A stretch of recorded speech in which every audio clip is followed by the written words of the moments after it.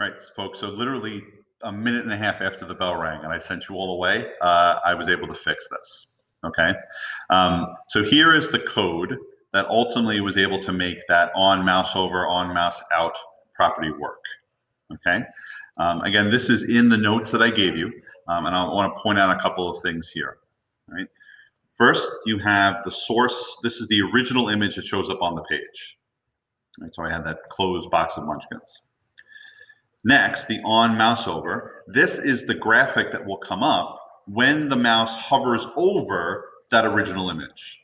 So basically, we'll substitute box closed for box open. And on mouse out, this is the graphic that will show up when the mouse pointer moves away. Okay. Right now, for the sake of this demonstration, I've set the original image, source, boxclosed.jpg, to be the same as what happens when I take the mouse away. Right, so now, anytime I move the mouse over the graphic, it's going to change to the open box of munchkins, but then when I move off, it will revert back to the box closed. Okay. Let me point out something here. The reason why I gave this tag, this code to you printed there, was because this particular code is very specific. And this is a problem that I had. I've highlighted them in blue and red here. On mouse over equals, there's a set of quotes and a close quote. Inside the double quotes, this dot source equals single quote by the name of the picture you're trying to use, close the single quote and the semicolon. The semicolon goes before you close the double quotes. So I even missed that. I missed the second quote and the effect didn't work. So same thing on the mouse out.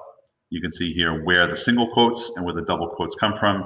Look at the notes and make sure that if you're going to copy this into the other Google Doc file, that you do copy it directly. All right, so this is just the nature of the game here with HTML and a lot of with coding, but the syntax is very specific when it comes to that. Okay, so if I go back to my code, this is what I wound up with, and here's what the effect winds up looking like. Let me take a look at this actually in a browser. Okay, so down here on the bottom of the screen, here is my closed box of munchkins. When I take my mouse and hover over it, it changes to the open picture. And now when I come off of it, it goes back to the original picture. So here's the rollover effect. Wowee, very exciting. Okay. Again, I throw it out there as an option for you. Again, you want my opinion on this? Would I ever really want to do this? Would I ever do something, maybe not with munchkins, but would I do something like this on our school website? I don't know. But I would probably maybe think about maybe you make a graphic that's supposed to look like a button that someone would click on. We'll talk about links later. But maybe I do want to have that very subtle effect of when I hover my mouse over the button to register for the fall fundraiser dinner, that when I hover over it, something slight changes about it. Could that be a neat effect to help someone understand what's going on the page here? All right, so this is called a rollover. And really what it's doing, now that you see the code there, it's basically when the mouse hovers over the picture, it's substituting this original picture for a new picture. Right, so that's kind of how that code works. And that's the effect I wanted to show to you in class today.